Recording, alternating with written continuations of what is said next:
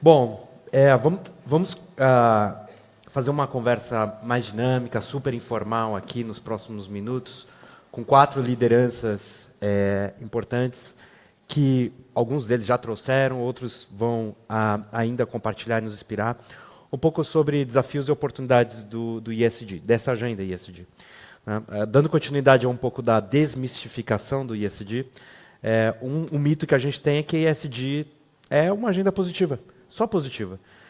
Tudo fácil, e quando a gente vê os cases parece tudo muito bonito, mas eu queria começar a nossa conversa aqui, e queria começar com a Rafaela, um pouco para a gente poder tratar um pouco dos dilemas que o ESG nos traz, um pouco dos desafios que o ESG nos traz. E Rafaela, você trouxe o caso da Neodentes, que é um caso super inspirador de uma empresa que está conseguindo globalizar, né, o seu impacto, a sua atuação. E eu queria que você contasse um pouquinho, começasse contando um pouquinho para a gente dos dilemas e desafios que essa agenda tem trazido para você na sua vivência, na sua liderança. Com certeza, Marcel. Um ponto que eu trouxe durante a minha apresentação e a gente vivencia dia a dia na Neodente é o engajamento das áreas. Então, as áreas entenderem que a sustentabilidade ela é um tema transversal e que, para isso, a gente precisa de uma atuação coletiva. E, para avançar esse ponteiro, a gente precisa, de fato, desse apoio das áreas, para que as áreas também passem a atuar com a sustentabilidade nos seus processos, no dia a dia. Né? Por exemplo, a gente está hoje aqui na Positiva, a gente teve recentemente aqui na ViaSoft, nesse auditório aqui da universidade, um evento para mais de 2.500 dentistas, e foi a área de marketing e eventos que organizou. A gente precisa passar uma conscientização também para eles, para a gente também atuar num evento que seja sustentável. E isso passa desde fazer com que o evento seja net zero, desde fazer com que a staff do evento seja também diversa, inclusiva. Então, a gente trabalhou com pessoas com deficiência, a gente trabalhou com outros grupos de minoria também. A gente precisa também que a engenharia trabalhe nesse processo de sustentabilidade e diversas áreas. Então, quando a gente fala sobre o engajamento interno, realmente é um desafio e é algo que cada vez mais a gente busca trabalhar, porque isso também está muito ligado com reputação. Eu trabalho também na área de comunicação corporativa e a gente vê que a cada dia entra uma geração nova de clientes que esperam isso da empresa, é um fator decisivo na hora da compra. E, além disso, não só cliente, né? Você comentou, Marcel, sobre o capitalismo de stakeholder. Né? Então, a gente precisa olhar para todos os públicos. Da mesma forma que cada dia entra uma geração nova de consumidor que olha para isso, a gente vê também no nosso employer branding, na nossa marca empregadora. A cada dia também a gente entrevista os candidatos que olham para isso. Então, as entrevistas, o RH fala bastante, né? Hoje o candidato também entrevista a gente, não é só a Neodente entrevistando o candidato.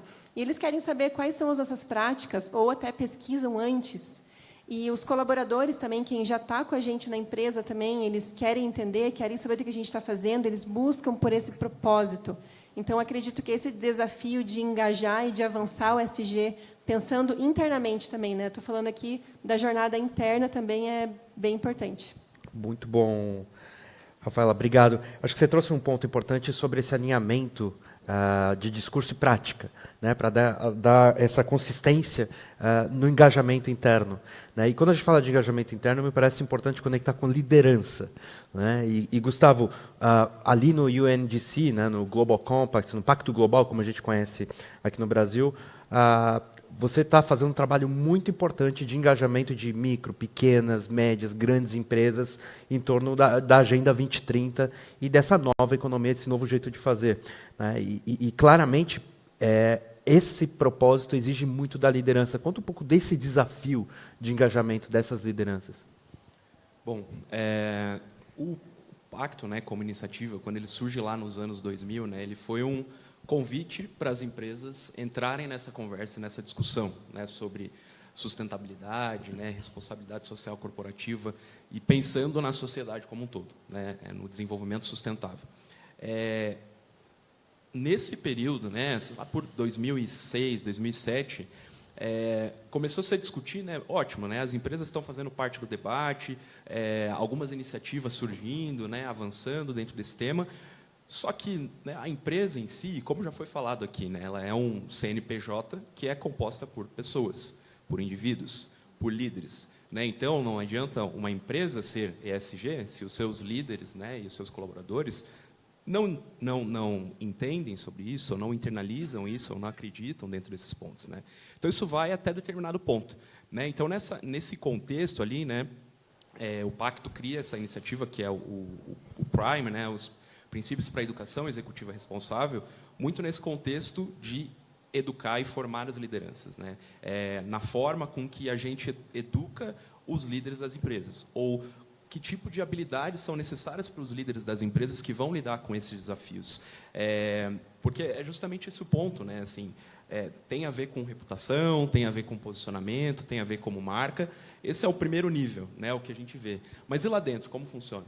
Né? E aí, falando sobre desafios, né, dentro desses pontos, quando a gente observa assim, um panorama no mundo inteiro, né? Não é uma exclusividade do Brasil, né, de nenhum mercado especificamente. Né? Esse desafio em efetivamente integrar temas ambientais, sociais, de governança com a estratégia da empresa. E eu acho que, além disso, né, quando falamos aí do processo de desenvolvimento de liderança, tem um processo de desenvolvimento de mindset também. Né? Isso está na forma com que a gente é educado. Né? A gente é muito binário. Né? Nas discussões, por exemplo, especificamente sobre ESG, a gente fala o binário risco e oportunidade. Risco e oportunidade. Né? É bom, é importante. Né? Mas essa visão sistêmica, né, que vai além desse processo todo, né, de internalizar, como que a gente enxerga as conexões entre todos esses temas, né, o quanto esses temas abrangem, né, o quanto esses temas expandem, né, acho que isso é bastante importante. Né, e essa visão sistêmica é um dos pontos que, quando se discute liderança para a sustentabilidade, né, eu percebo que é um dos gaps que a gente precisa ampliar e desenvolver cada vez mais. Né, esse olhar sistêmico e integrado a todos os temas. Né? Quando se fala de capitalismo de stakeholders, né? De ouvir as pessoas, de integrar as diferentes partes interessadas, é disso que a gente está falando. Né? Não somente de relações transacionais, né? Mas relações que vão além disso, né? De cooperação, de colaboração, de troca, etc. Né? Então, hoje, né? E eu acho que isso é importante da gente ter em mente, né? Porque, bom, se discute sustentabilidade como no contexto corporativo, né, vamos falar em 30 anos, né, ou se a gente amplia um pouco mais, a 70, 80 anos. Né, e agora que está acontecendo esse clique? Né, por essa visão binária. Pô, os riscos estão batendo na nossa porta, a gente precisa resolver. Né, só que para o futuro. Né, então, essa visão, né, ela tem que perspassar e avançar dentro das gerações. Eu acho que, por exemplo, hoje a gente viu vários exemplos, né, aqui de líderes, né, seja na parte da manhã, na parte da tarde, né, de líderes que estão ampliando essa visão. Né, os exemplos eles são sistêmicos, né, dentro desse processo. Então, acho que passa um pouco sobre isso. Interessante, Gustavo, na sua fala. Eu entendo que você traz um elemento importante, que é a educação e formação dessa liderança. Né? E essa liderança, por sua vez, também tem um papel importante em educar e formar os seus clientes. Né? E conversando um pouquinho aqui antes do painel, o Arsênio trouxe um desafio que eu queria pedir para ele aprofundar um pouco mais e compartilhar com vocês, um pouco sobre a tangibilização do valor ESG para o seu cliente. Né, como um desafio. Então, conta um pouquinho desse desafio, porque, de um lado, o Gustavo fala, bom, eu preciso educar e formar o empreendedor, a liderança empresarial. E aí você traz, bom, do meu lado, eu tenho que educar e formar o cliente, porque ele não entende o que eu estou falando e não vê valor nisso. Então, conta um pouquinho para a gente. Legal, Marcel. Queria trazer um pouco essa discussão, né, para um ambiente mais prático, mais da vida real, porque, assim, bom, primeiro... assistindo os painéis, assim, super legal. Eu, pelo menos, saio daqui com muita inspiração de cases muito legais de empresas importantes, né? Boticário, Neodente, Renault, né? A própria Compagás. Mas, a hora que você vem para empresas locais, empresas que não têm um porte dessas outras, é muito mais complexo. Assim, o treinamento da liderança é mais difícil, porque essas informações... Elas estão num evento como esse, estão nesse nível de conversa, mas no dia a dia essas informações estão muito menos presentes e o acesso a esse nível de informação ele é muito mais difícil. Então, a hora que uma empresa começa a olhar e dizer, pô, vamos entrar nesse negócio, A gente não apresentou o painel aqui.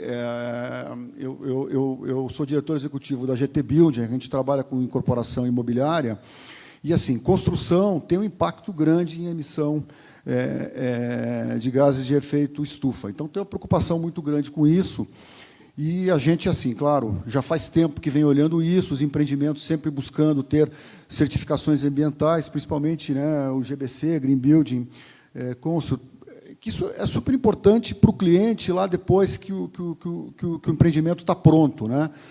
Melhora a eficiência energética do empreendimento, vamos dizer assim, melhora a eficiência energética. A gente está gerando casa, gerando moradia, vai ter uma moradia com uma eficiência energética melhor lá no futuro. Mas e a emissão, né, durante a construção, que é super pesada? Como é que você resolve isso? Então, assim, lembrando um pouco do painel do Marcel, até tinha um ponto importante que você colocou ali, que é a urgência, né? A gente não pode fazer isso, a gente não tem muito tempo para resolver esse problema. Então, pensando na urgência, a gente olhou e falou, cara, agora acho que o que tem de mais direto, mais efetivo que a gente possa fazer agora é tentar neutralizar essa emissão de carbono. E a gente entrou de cabeça nisso, entrou muito pesado nisso, né? Neutralizando essas emissões de carbono. Então, nosso último lançamento já saiu, né, carbono zero, a gente está neutralizando 100%, fizemos inventário do carbono, legal, vamos lá, compramos crédito, vamos neutralizar, e de agora em diante a gente já está conseguindo fazer com que todos os empreendimentos saiam com carbono zero. Mas, assim, em primeiro lugar, para a gente descobrir como é que faz isso, foi super complicado, a gente não tem tanto acesso à informação. Esse mercado não é regulado, esse mercado é voluntário, né? E aí, daí, a hora que você começa a olhar isso mais a fundo, né, como na liderança, aí se entende realmente o significado da palavra voluntário. É voluntário mesmo, você tem que ir lá e tem que aprender na marra, ver como é que faz. E aí você começa a pensar e fala, espera um pouquinho, se a gente está estudando para tentar fazer isso e tem dificuldade, imagina o cliente lá na ponta final, chegar para o cara e dizer, estou te vendendo um apartamento aqui, olha que vantagem, carbono zero. O que é isso, carbono zero? O que isso significa? Então, hoje, o esforço muito grande que a gente está tendo e está fazendo é de tangibilizar isso, demonstrar para ele, esse carbono zero é essa floresta que está sendo preservada, onde é que é essa floresta? Em tal região, foto, mapa, mostrar exatamente para que a pessoa consiga entender um pouquinho a dinâmica desse funcionamento, né? Então, assim, acho que esse é um desafio, vamos dizer assim, mais a vida como ela é, mais o lado real da coisa, né, do nosso dia a dia mesmo. Acho que você trouxe um desafio importante, que é o desafio regulatório, né? Para vocês, ou para quem está entrando agora na conversa do mercado de carbono, no Brasil não é regulado, né? Como o Arsênio nos lembrou, é um mercado voluntário. O Brasil tem uma oportunidade de representar 20% do mercado global de carbono, por conta da nossa biodiversidade, por conta do nosso mercado interno e tudo mais. Então, para a gente poder, de fato, alcançar a agenda do Acordo de Paris, o artigo 6º do Acordo de Paris implica na regulação do mercado de carbono. A União Europeia está relativamente bem avançada, mas o Brasil tem um projeto de lei agora tramitando, tem discussão numa comissão no Senado, ali no Conselho da Presidência da República, que eu faço parte, nós estamos discutindo e criando um projeto justamente para a regulação do mercado de carbono. Então, isso pode acontecer, e acho que um ponto importante que o Arsênio nos lembra é que essa mudança voluntária ela é desafiante, em especial versus o tempo e a urgência que nós temos. Então, como harmonizar a urgência que nós temos versus uma adoção voluntária? Por isso que a regulação é muito importante. E justamente nessa, para a gente poder acelerar, agora, Rafael, queria ouvir um pouquinho a tua percepção, justamente para a gente cumprir o Acordo de Paris, a gente precisa atingir o pico de emissões até 2025 no Brasil. A gente precisa cortar pela metade as emissões a partir de 2030 e atingir a neutralidade até 2050. Você apresentou um case muito bacana da Compagás, em que com biometano você pode reduzir 90% as emissões de gases de CO2. Qual é o desafio que você vê, olhando a agenda ESG, para Compagás, de fato, cumprir com isso e ser um grande protagonista nessa nova agenda? Eu acho que eu vou muito em cima do que o Arsênio falou, que, basicamente, estamos chegando no momento da teoria encontrar com a prática. Então, assim, nós temos as dificuldades, os desafios Ele citou a questão de legislação, regulação, a questão de informação para o mercado consumidor.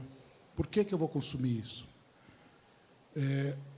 O atendimento a expectativas econômicas de quem está produzindo, de quem está pagando e vai ter que pagar mais, porque, inevitavelmente, acaba custando mais. Então, eu sou do interior, né? Lá a gente tem uma frase que é assim: é hora das melancias se acomodarem no caminhão. Então, é agora, nesse caminhar, nesse trajeto que o caminhão vai fazer, que as melancias vão se acomodando. E aí as coisas vão se encaixando. Por exemplo, eu citei anteriormente a questão, na apresentação aqui do case, a questão do biometano. Nós temos que harmonizar. Nós estamos fazendo um papel de estimular com que nós temos um potencial gigantesco, você acabou de citar isso, o Paraná tem um potencial gigantesco de produção de biometano, mas nós tivemos que estimular que esses produtores passassem a colocar os seus projetos na prateleira. Só que eles já entram com uma expectativa de ter um prêmio, uma remuneração extra, por ser um produto que é um produto verde, sustentável. O mercado não está disposto, tanto o comprador, quanto mais ainda o consumidor final. Se você vai falar que uma cerveja que é fabricada com biometano no seu processo de produção, que é totalmente sustentável, vai custar 20%, 30% a mais, o cara não compra. Talvez um consumidor muito diferenciado vai comprar, mas aquilo que vai manter a empresa, que é o consumo de massa, ele não vai comprar, não vai pagar esse prêmio. Então, esse ajuste de expectativas, somado a essas questões, dificuldades regulatórias, as dificuldades de incorporar mais informação para a nossa sociedade, para o nosso mercado consumidor, forma um grande momento, acho que o Arsênio que falou hoje, de transição. Nós temos que... Só que aí, essa transição tem que ser acelerada por causa da agenda do Acordo de Paris. É difícil, é um baita de um desafio. Penso que e aí eu acho que é função do Estado, se o governo acelerasse essa regulação, essa coisa, eu acho que a gente teria mais condições de estar cumprindo os prazos da agenda do Acordo de Paris. Nesse caso, é que o Estado precisa colocar a sua mão, porque você define regulação, define metas, define prazos, e, a partir daí, todo mundo tem que se adequar. Muito bom. Acho que você traz um papel importante do Estado como indutor, facilitador, viabilizador para a gente poder acelerar e escalar a agenda ESG. Legal para o secretário Valdemar e também para todo o time aqui do Governo do Estado do Paraná e também a nível governo local e federal, a gente também acelerar essas agendas. E para você, Rafaela, pensando... você trouxe um desafio interno, né, de engajamento. É muito interessante a fala do Rafael, porque ele trouxe um desafio externo de educação ou sensibilização do cliente para ele pagar, né, porque existe uma dissonância na percepção de valor, né, porque aquilo é premium, é caro. Será que ESG é para quem pode pagar? Como é isso para a Neodent? Eu acredito que a gente viu hoje nos cases mostrados que ESG não é só para quem pode pagar. Um ponto que me marcou muito da tua palestra mesmo, Marcel, foi o que você trouxe sobre estar ligado ao propósito da empresa e ao core da empresa. Então, desenhando uma estratégia, uma jornada de sustentabilidade que tenha ligação com o core da empresa, é independente a questão de custo, de valor. E algo que a gente sempre busca fazer na Neodent, desde que a gente desenhou a nossa estratégia, foi olhar para o nosso core e o que faz sentido para o nosso negócio, o que de fato vai aportar valor para a Neodent. Porque hoje a gente vê muitas coisas da moda, né? E a gente olha, de repente, para uma startup que está fazendo uma ação X de diversidade e inclusão, ou até mesmo para grandes empresas que trabalham há anos com sustentabilidade, como a Natura, por exemplo, no core dela está toda a parte de ambiental. Quando a gente olha, por exemplo, para a Neodent, a gente precisa olhar para o nosso core, que é a saúde bucal, que é avançar com esse tema. Então, eu entendo que essa relação de custo, ela não é tão relevante quando a gente passa a olhar para o propósito e passa a olhar para o que faz sentido para a empresa. E olhando também pelo viés da reputação, eu acho importante para que as narrativas se sustentem, né, para os stakeholders, para os clientes, para os colaboradores, para a comunidade em geral, a gente precisa, de fato, ser o walk the talk. A gente precisa fazer o que a gente, de fato, se propõe a fazer, buscar avançar nos compromissos. É claro que estamos todos em uma jornada, então a gente busca, né, cada vez mais crescer com isso, com as nossas metas, com os compromissos, mas eu vejo que ser o walk the talk e realmente avançar no que a gente se propõe e ter uma agenda que avance em temas que são materiais para a empresa, mas que também façam sentido e que sejam de valor, de fato, para a empresa, é o mais importante. Muito bom, obrigado. Falando um pouquinho de práticas, algo que me chamou muita atenção na pesquisa que o Cláudio apresentou, vou tentar me lembrar aqui dos números, né? Mas ali no S, uma parte das empresas destacaram que pagam um salário digno, perdão, não estou me lembrando agora. Em G de governança, tem o tema de compliance, tem o tema de privacidade dos dados, gestão de stakeholders também apareceu ali, como algumas das práticas. O que me chamou a atenção também no A do ambiental, questões ambientais sendo feitas. O que me chamou a atenção ali é que a pesquisa é super importante porque ela trata de percepções, né? Mas quando a gente olha a nossa Constituição no Brasil, né, de 88, quando a gente olha a Lei da Sociedade Anônima 6404, né, de 76, uma lei de super vanguarda no mundo, já está na lei. Existe a função social da empresa, existe o princípio da atividade econômica no Brasil, que é defender o meio ambiente, reduzir desigualdades. Como é que a gente pode assegurar, e é uma pergunta mais para o Rafael e para o Arsênio, que práticas na nossa empresa não se limitem a cumprir a lei? Como é que a gente pode fazer mais do que isso? Porque o empreendedorismo está sempre à frente da lei, né? E que eu queria ouvir um pouquinho desse dilema e desafio de como é que a gente pode ampliar a nossa ambição para fazer mais do que a lei nos pede, né? E com isso poder subir a barra e educar não só a liderança ou o cliente, mas também o nosso próprio público interno. Eu sou muito pragmático. Esse movimento não vem de dentro para fora, vem de fora para dentro. Não tenho dúvida alguma que, assim, vamos falar assim, o mercado mais maduro em ESG no mundo, que é o mercado europeu. As empresas só começaram a mudar a partir do momento em que há uma maturidade da sociedade e essa pressão vem de fora para dentro. Porque as empresas só se impulsionam a mexer na sua planilha de custos, a incorporar novas despesas, a mudar suas políticas, a partir do momento que ela percebe que ela vai perder cliente com aquilo. Eu sou muito pragmático em relação a isso. Ninguém acorda e fala assim, hoje eu vou abrir uma concessão em relação a alguma coisa. Não, ele acorda e pega uma pesquisa do Cláudio aí e fala assim, olha, se você não mudar, você vai perder cliente. Então, linkando com o que eu falei anteriormente, na conversa nossa prévia que nós tivemos, eu citei o caso do SAF, que é o combustível sustentável de aviação.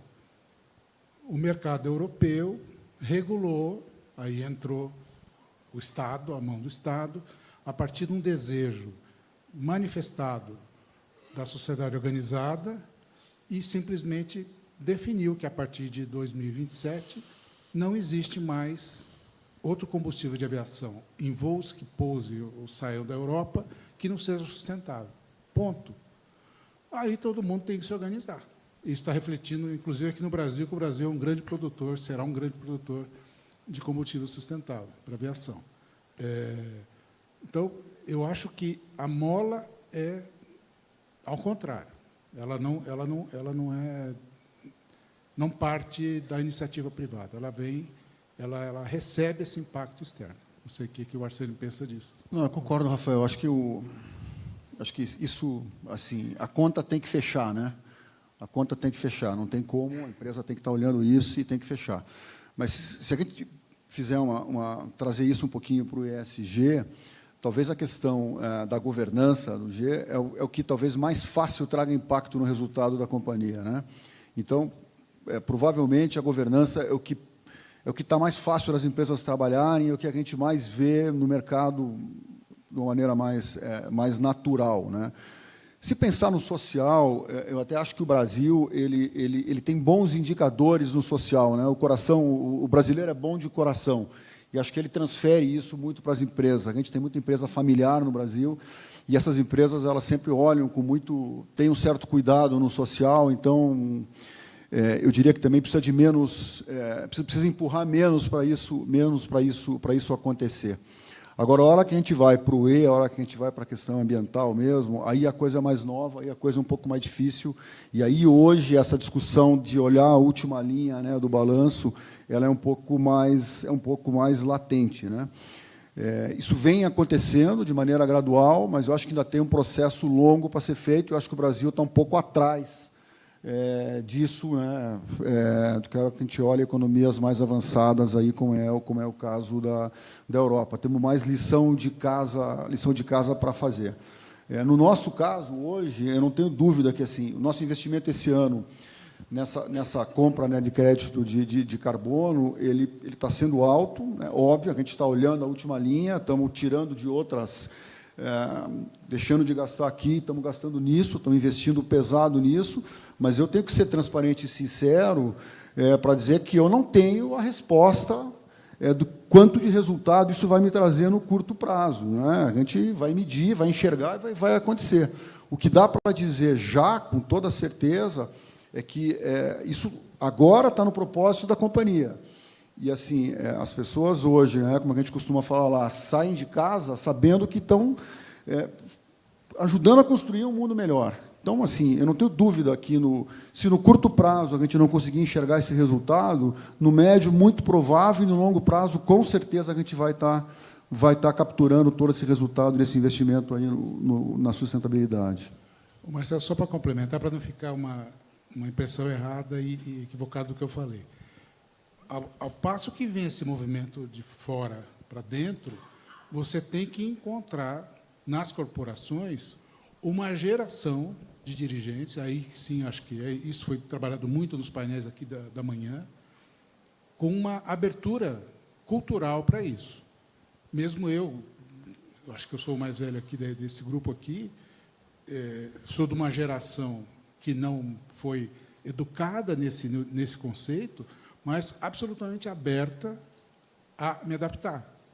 E aí que o empresário, se você pega um empresário que realmente seja totalmente fechado para que você faça essa transição que a gente conversou aqui, aí não dá certo.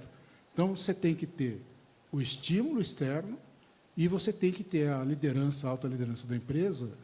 Foram os casos que a gente viu aqui desde o início, nas primeiras palestras da manhã, que foram muito produtivas, abertos, adequados e entendendo que, se não mudar, o mundo vai mudar, né? E de uma forma irreversível. Eu acho que era importante fazer essa complementação, que não é tudo também só interesse, né? Também tem que ter aderência ao que pensam os dirigentes. E acho que nós estamos formando uma geração, já devemos estar na segunda geração, eu penso, de dirigentes de empresas, mesmo no país, que estão atentos a isso. E nós temos casos aqui que foram apresentados o dia inteiro, formidáveis. É interessante o seu ponto, dialogando até com o ponto que o Gustavo trouxe sobre o desafio de educação e informação, que se a gente vai para as escolas hoje, escolas de negócio, escolas de economia, escolas de comunicação, escolas de direito, nós ainda estamos falando da velha economia. Muito provavelmente, tem algum estudante aqui de graduação? Alguns. Provavelmente, se vocês estiverem fazendo administração de empresas, vocês vão ainda aprender que a missão da empresa é maximizar lucro, ponto. Né? Provavelmente, quem estiver fazendo economia vai aprender Milton Friedman, né? a doutrina Friedman de primacia do acionista. Então, como é que... tem um desafio de educação aqui, né? 20% dos formandos no Brasil são de administração de empresas. Então, a gente parece que a gente está enxugando gelo, porque o que a gente está aprendendo, está compartilhando cases, né? E aí está vindo um exército de formandos com ainda uma academia completamente ultrapassada. Essa é a realidade no Brasil e no mundo. Então, a gente tem esse desafio. Então, todos nós aqui também temos um desafio de voltar para a academia para tentar mudar esse currículo. Mas aí eu queria voltar a esse ponto, Gustavo, de educação e formação, um pouco para ouvir um pouco do trabalho que o Global Compact tem feito, também de conexão com a academia, né? E a conexão com que o Rafael trouxe interessante do papel do Estado em criar esse mercado, né, através da força regulatória. Que interface o Global Compact tem tido para essa regulação global e, eventualmente, regional ou até nacional que você tem visto por aí? Eu acho que, conectando com os pontos anteriores, assim, né, essa questão da educação é muito importante. Né? Colaborando com o teu número, assim, se a gente vai a nível global, 1 a cada 3 dos graduados são de negócios, né, onde a gente inclui administração, direito, a contabilidade, etc. Né? Então, é muita gente, né, e são essas pessoas que vão estar dentro das empresas, tomando as decisões, né, dentro desse processo. Né? Como eu falei desse contexto histórico, né, quando surge o Prime, por exemplo, como iniciativa, ele surge num contexto de uma crise, né, se vocês lembrarem, em 2005, 2006, uma crise ética, econômica, mas ética, né, sobre os líderes das empresas. Né? Então, surge muito nesse contexto como é que a gente está educando, né, as pessoas que estão saindo das escolas de negócio, né, como um todo. Então, essa transformação que é muito importante, porque a gente tende, muitas vezes, né, quando fala de educação, não, as crianças já vêm com o chip da sustentabilidade, a próxima geração que está vindo aí vai resolver, só que a gente já não tem mais tempo. Né? A urgência foi um tema falado bastante aqui. Né? Então, esse apetite da nossa geração que está aqui, né, que está dentro das empresas, etc., que é a geração responsável que vai ter que fazer essa mudança, essa virada de transição de forma urgente. Né? Então, isso acho que é um ponto importante.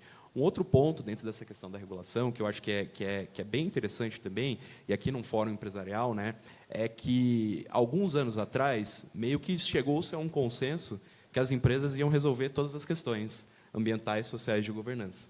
Né? Então, aí, muita discussão empresarial e debate, e o papel da empresa, a empresa é parte do problema, parte da solução, etc. Setor corporativo unido, etc. Ótimo, excelente. Né? Mas os nossos desafios, eles são muito mais complexos e eles precisam de todos os atores envolvidos nessa discussão.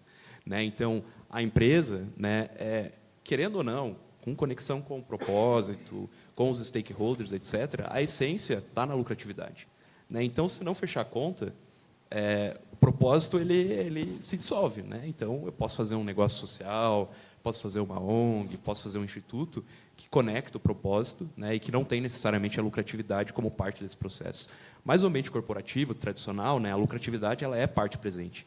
E aí que está esse desafio. Né? Então, só conectando com os pontos já falados, né, e eu acho que nesse ponto do ESG é essencial, né, que essa jornada, né, a regulação, né, vestindo aqui chapéu da academia, né, sou professor, também dou aula dentro desse tema, né, a regulação ela é a primeira etapa. Né, a gente fala, quando a gente analisa a maturidade das empresas em relação ao tema ESG, ela é o nível inicial, que é o nível reativo.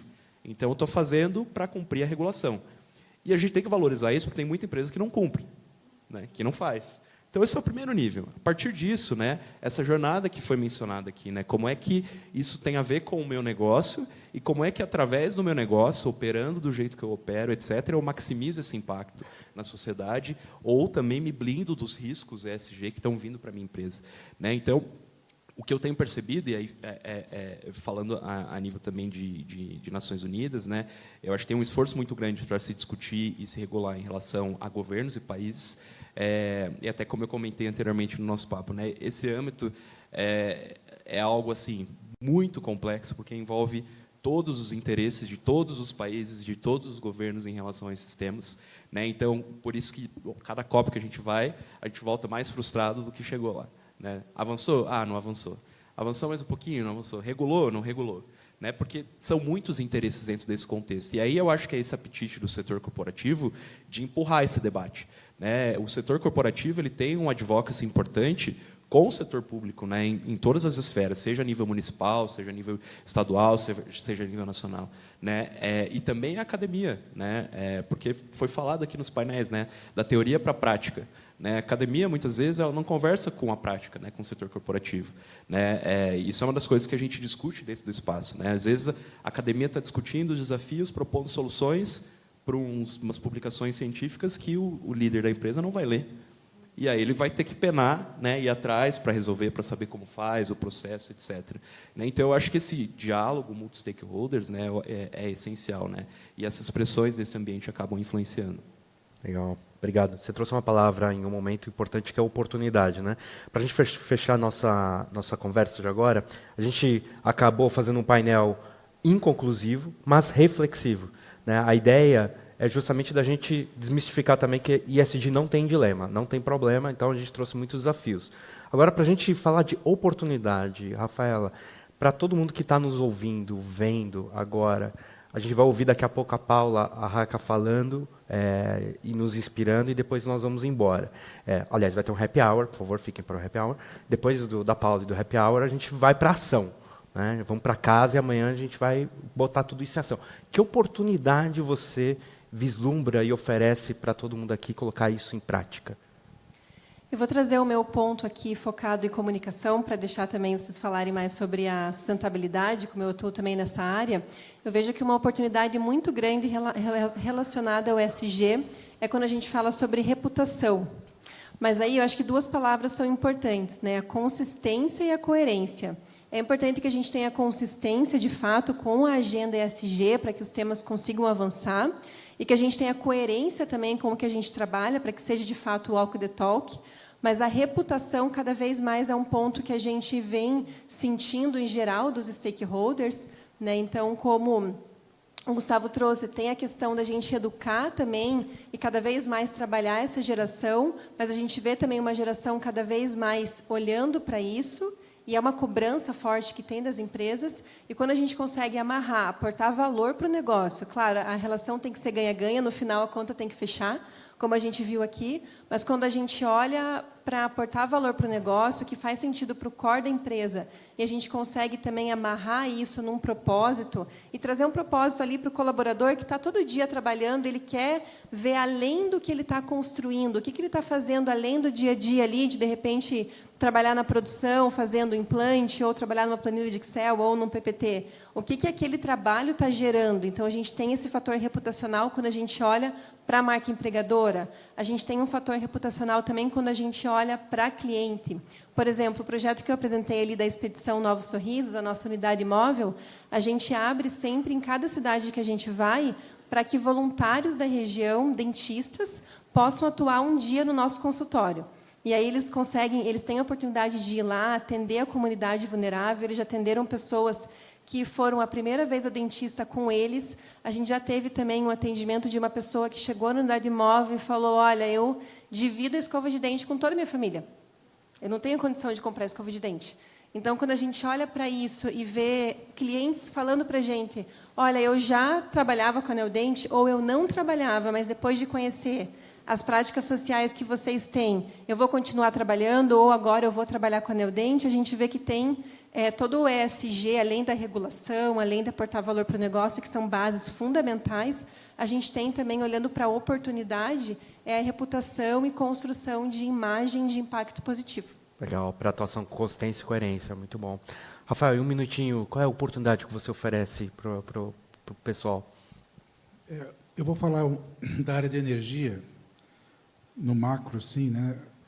A oportunidade que o setor de energia tem para atingir as melhores práticas dentro do conceito de sustentabilidade, vamos falar de sustentabilidade, está numa palavra que a gente usa muito no setor, que é transição, a questão da transição energética. Então, assim, não existe uma chave que você vai ligar e no outro dia acabou, zerou o carbono e tudo no mundo. Não existe isso. No caso da geração de energia, muita gente, inicialmente, mas depois plenamente fica de acordo, uma empresa que trabalha com gás fóssil, que é o gás natural, está falando de transição. Mas nós estamos falando de sustentabilidade. Nós estamos falando de transição energética, uma transição que está começando hoje e chega lá na frente, nós vamos daqui a 30 anos, a gente não sabe. Há 10 anos atrás, a gente falava que ia ser elétrico, né? Agora já estamos falando que vai ser hidrogênio. Não sei se vai acontecer mais alguma coisa, talvez eu nem esteja aqui. Mas, assim, nós temos um caminho a passar. E esse caminho passa pelo gás natural, passa pela gradual substituição pelo biometano. Enfim, o importante é você ir substituindo o diesel, e vai ter, em algum momento da história, vamos substituir o próprio gás natural, e nós vamos chegar numa fonte de energia totalmente sustentável lá na frente, que eu não sei qual é ainda. Hoje é o hidrogênio, da moda.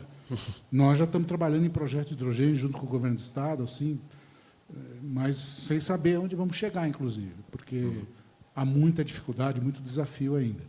Então, assim, passo a passo. E aí que o passo a passo, na nossa área, nós traduzimos como transição energética.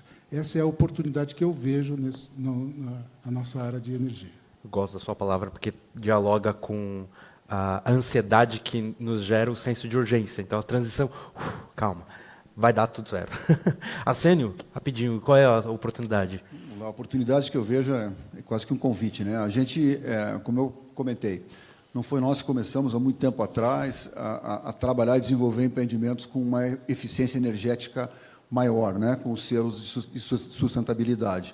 Agora a gente entrou nesse caminho irreversível, né, de zerar a emissão de carbono. Não sei quem mais está fazendo isso, mas a gente é meio que precursor nesse mercado, nesse modelo de atuação, e a gente espera que a concorrência venha atrás, e deve vir mesmo.